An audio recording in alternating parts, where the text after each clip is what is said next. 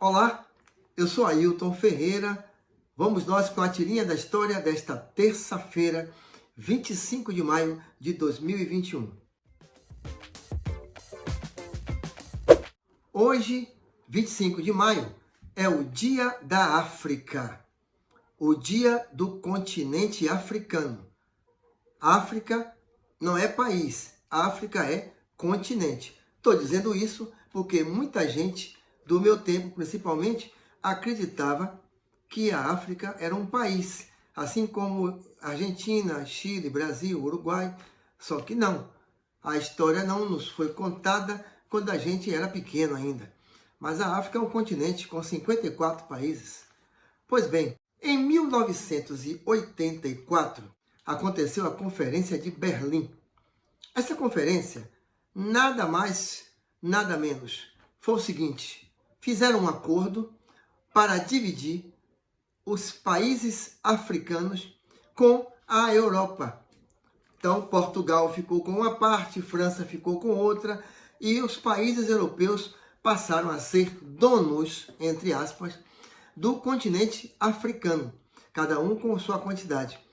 Esse acordo de Berlim, lá no final do século XIX, dizia o seguinte: os países europeus passaram a ser donos, proprietários das riquezas naturais, dos recursos, das terras e da utilização da cultura e da mão de obra das pessoas, das populações daqueles países africanos. Vejam só, para entender por que nós aprendemos tão pouco sobre a África, na história aprendemos tão pouco, não aprendemos o desenvolvimento tecnológico, cultural, o desenvolvimento da agricultura, da medicina, da maquiagem, tanta coisa que a África, o continente africano, nos ofereceu, mas porque quem escrevia a história foram os colonizadores, que também escreveram a história do Brasil. Por isso que durante muito tempo a gente aprendia sobre Grécia, sobre Roma e nada sobre a África. Observe, pare para lembrar, a gente estudou os deuses do panteão greco-romano. A gente sabia quem era Dionísio, quem era Baco, quem era Vênus, quem era Afrodite, né? A deusa do amor. Mas ninguém na escola, durante muitas gerações, aprendeu o que era, quem representava as divindades africanas, como Iemanjá, como Oxum, como Ogum, que representam também nomes de rios importantes e nome de estados e cidades do continente africano. Pois bem, em 1963, os chefes de estados africanos fizeram uma grande reunião na Etiópia para tomar de volta o que era seu, o que era de direito, lutar pela emancipação, acabar com a colonização, lutar contra o apartheid, construir uma democracia com alternância de poder e lutar pela autonomia econômica dos países da África, do continente africano. Isso se deu no dia 25 de maio de 1963, criando a União Africana, a Organização da União Africana, que em 2002 mudou de nome. Pois bem, por isso que o 25 de maio é o Dia da África. Em 1972, a ONU, Organização das Nações Unidas, estabeleceu também o Dia de Solidariedade aos povos da África Austral. E em 1994, no Brasil, foi criado o COBRA, uma espécie de associação, de comitê de ligação entre Brasil e continente africano para estudar o legado da diáspora. Para se ter uma ideia do abandono completo do legado africano, somente 100 anos depois da Lei Áurea, final dos anos 1987, foi criado na estrutura de poder de governo do Brasil a Fundação Cultural Palmares, cuja missão principal era o estudo, a preservação e a disseminação da cultura afro e da cultura afro-brasileira. A partir de 2003, o Brasil passa a realizar com mais efetividade políticas públicas afirmativas, que foram construídas antes.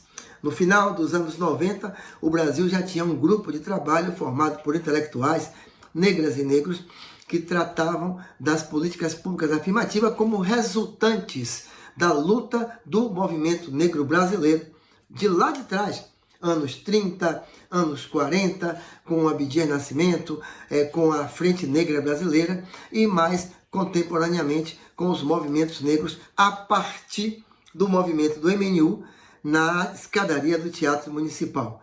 Pois é, do Teatro Municipal em São Paulo. Pois é, em 2003, o presidente Lula criou a Lei 10.639, exatamente para corrigir aquilo que eu falei há pouco, para a gente aprender sobre a África nas escolas públicas e privadas. Essa lei foi aprimorada depois com a Lei 11.645. Infelizmente, ainda não está efetivada a aplicação dessa lei em todo o Brasil. Infelizmente, poucas escolas fazem na prática o que devia ser um papel de todas as escolas brasileiras: ensinar ao nosso povo a cultura indígena e a cultura africana, a história da África, os legados civilizatórios desses povos que foram responsáveis pela nossa construção enquanto nação, enquanto povo, porque a gente só aprendeu uma parte, a gente só aprendeu a contribuição europeia, pois isso tem o racismo, e o racismo estrutural, o racismo institucional, que puxa o Brasil para longe das suas raízes. Hoje, 25 de maio de 2021, exatamente nesta data, há um ano, George Floyd foi assassinado por um policial norte-americano dos Estados Unidos. A gente fala norte-americano dos Estados Unidos, porque os Estados Unidos não é o dono da América do Norte, né? É até um erro falar isso. Mas um policial estadunidense que asfixiou com o joelho sobre o pescoço o George Floyd. Um ano hoje. E registramos que o caso George Floyd não esgota os casos de violência contra pessoas negras no Brasil e no mundo. Isso é um dado negativo dos nossos dias, do nosso cotidiano, que nós temos que lutar ainda muito para acabar com essa onda de violência.